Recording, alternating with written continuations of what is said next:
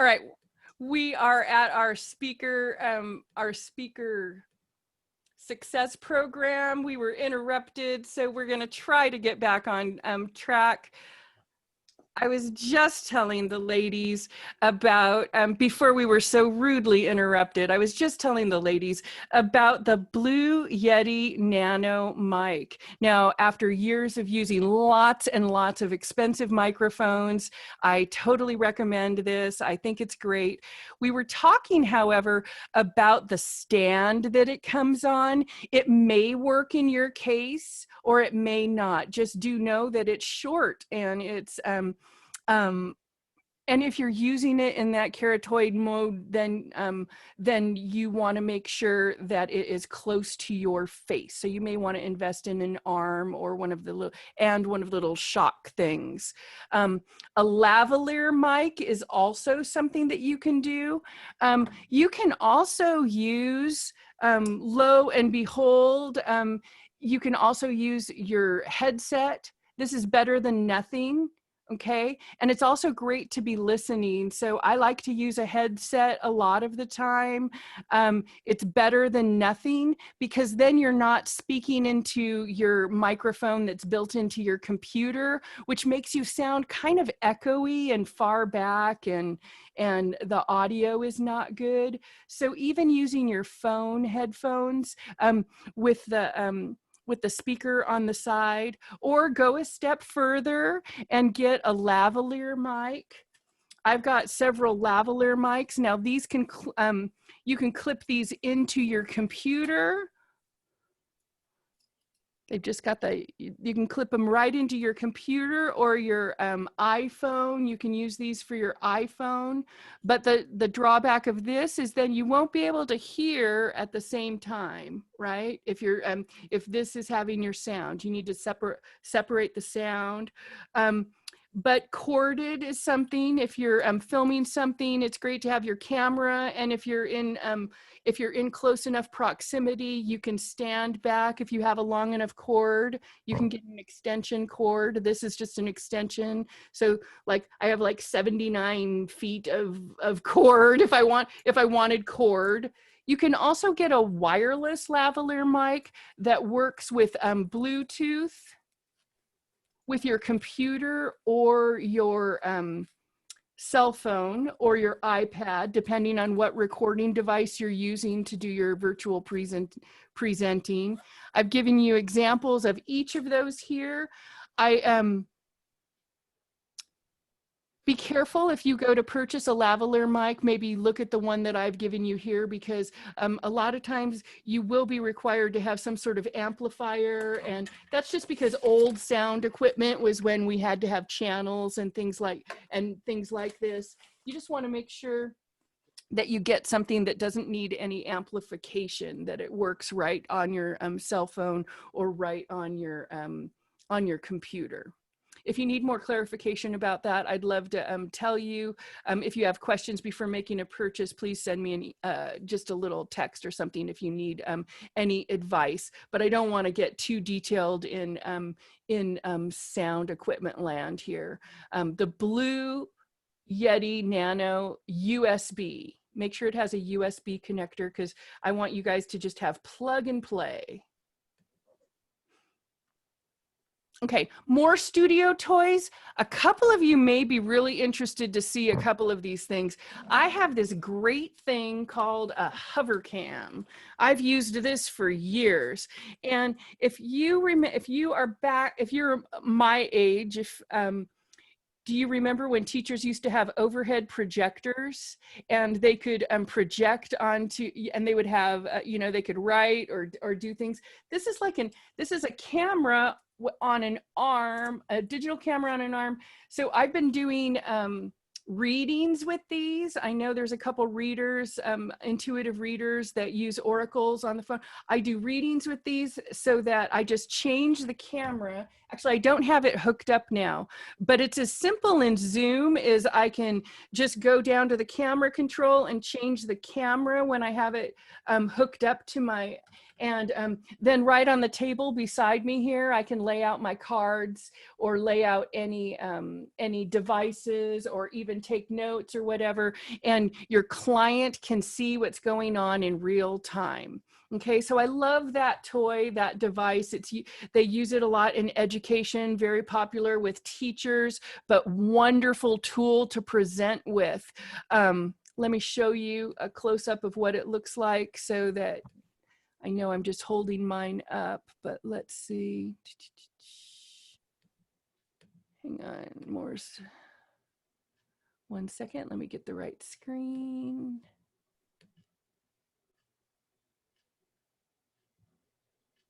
Oops, that's the wrong link.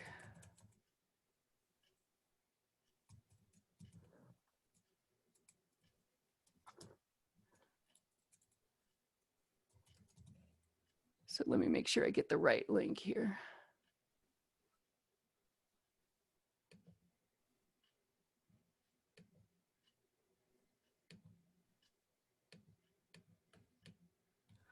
Looks like I've got the wrong Hovercam link. How dare I?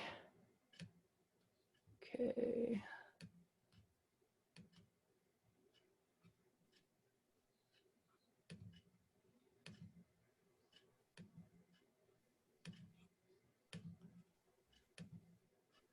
Come on, work with me here. There we go. There is a Hovercam. This is a fantastic tool. I highly recommend it. I'm just showing it to you if you did not know this existed.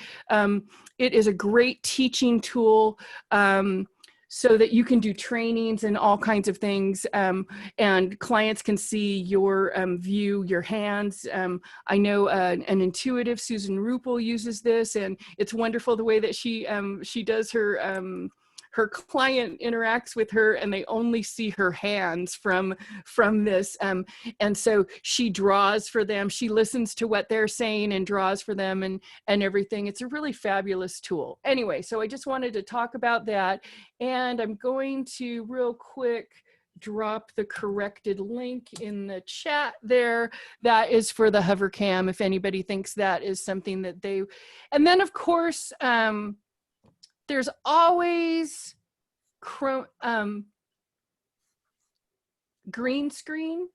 And with Zoom backgrounds, you probably won't ever come into a time when you really need to use green screens, but I have included a link here to a green screen that you can use. It's just a collapsible screen. The way that if you go to a trade show or something, they have the banners that you pull up or whatever. It's just like that, only kind of bigger. Let me show you what it looks like. I've got one here in my studio, but I don't want to pull it out right now. But it just looks like this. So the back of it looks like that. And it collapses into a little carrying case. Not little, it's actually quite huge. This one is 66 inches wide because I wanted it the whole width behind me. Sometimes you can get little pop-ups or whatever, but you need to make sure that your camera is only is cropping you, or else you're going to have like a box where the green screen is, or a line where the green screen ends. But this is you can see they have the image here of the woman standing, and they've got some different effects on how to use the green screen there. You can make yourself in a news studio. You can put yourself pretty much anywhere you want to be using a green screen. Like I said, you would want to have a little bit of lighting to your disposal if you wanted to make sure that your Chromakey worked quite well.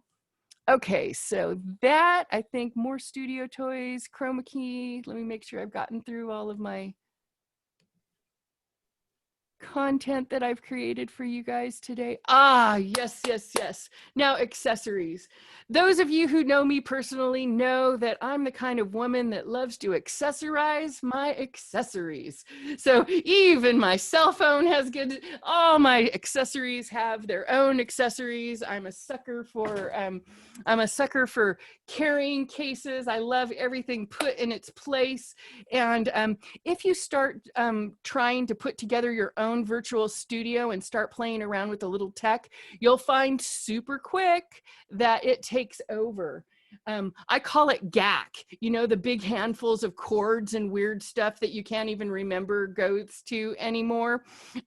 But you want to make sure that you have somewhere where you designate your storage. So I say organizing bin is actually one of the accessories that you want. I was very conscientious in choosing a bin that was really boring because there's so much chaos included inside of here with all the bins and everything. But I do want to share with you a tool that you can use is a selfie stick. This is really easy, right?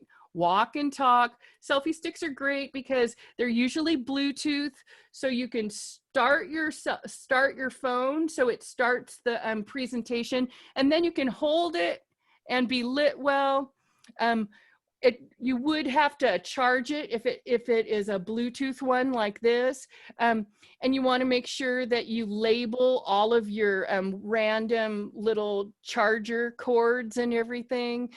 So I have included on my list here some different things. We have cordless headphones. Now some presenters and gamers like to just have the headphones and then they have a built-in mic in the headphone, or they have the kind of instead of a lavalier, they have the little headset microphones. I don't like that because I don't like to look like because I accessorize my accessories. I do not like to look like I'm going out to the frozen tundra and wear these noise canceling headphones. But these ones are great. These ones actually, I don't have the microphone on now, but you can get them that have the built-in mic. I know my friend Jennifer Darling, who is a great presenter, uses the Bose noise canceling headphones with the built-in mic. It's internal. It's not a little thing, so that's great. You can use whatever you want. It starts to get important to wear headphones when you need to hear. If you're doing interviews, like if you were doing a national interview or something like that, I would either wear something where I had earbuds inside. I would want to be able to hear, right? You want to make sure that you can hear and your audience can hear you. So that's two things, microphone and sound.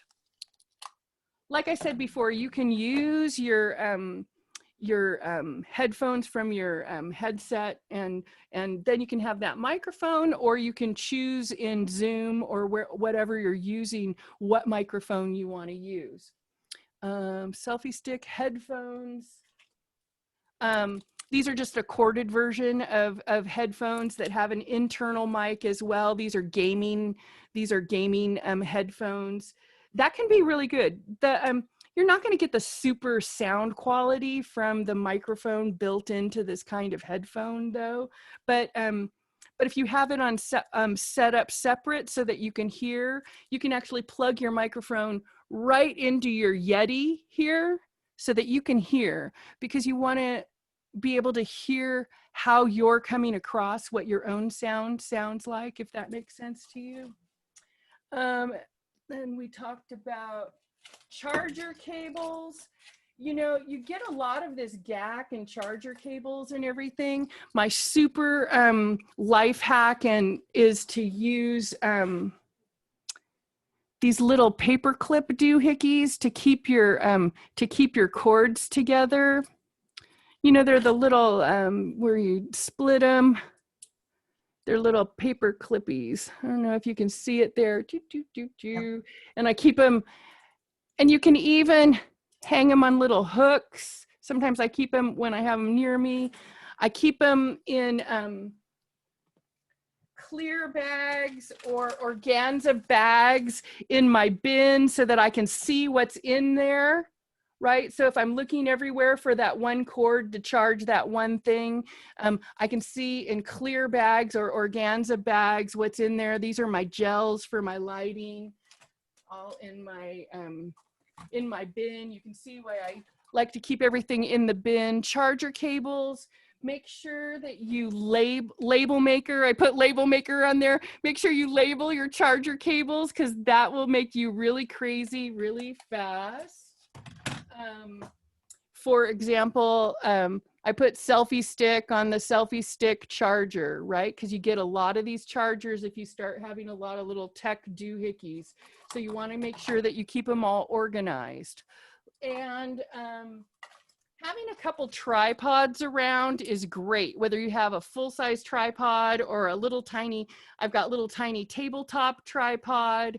I've got, I use generally the tripod that I use for the ring light, which is great. And it's portable, it folds up and it goes, so that if I need to do something somewhere else or in a different office, I can do that really, really easily because it has a little case. So that's why I recommend having a bin that's for all of your gack. Or that you can cover it up so that you can put all the cords, because I know that drives a lot of my sensitive ladies crazy. Okay, so I know I have overloaded you with so much information today, and we had our snafu where we got kicked offline momentarily and had to pick up. Next week, we're going to return to doing more of back to the content rather than the presentation part of our presentation of our classes together, of our sessions together. And we're going to talk about specifically the what is a hook. We're going to break down some different, I've got like 10 different elevator speech templates. We're going to talk about that and what actually that means. And it looks like we're going to also discuss at that same time, we'll talk about how to advertise on a podcast, which is also kind of a 30-second commercial topic. And then I want to get into, and this will be the nuts and bolts next week, the way that the tech equipment was our nuts and bolts this week, of how to make an offer without selling your soul. That will be, that'll be our next way to go. Now I know that I have a lot of spiritual teachers and practitioners who sometimes they don't like selling, okay? But I want to show you how you can make an offer that won't make you feel like it's radically different than the talk that you're giving. I've coached a lot of people, and sometimes their talk is like awesome, and they get to the offer part when they're on stage, and they just wither. they just wither, and that's not necessary. It's just a matter of knowing exactly what you want to say, and let's cover that next time we're together. I also want to tell you, I have loads and loads of tech tips. That's something I was going to cover today. I was going to show you some examples of some speakers and some people and how they're using their Got My Go card to advertise their businesses. I'm really impressed with how some people are using that to their advantage. And finally, wrapping it all up, until next time, which let's get clear on the dates there. Let's see. I think that our next Speaker Success program is slated for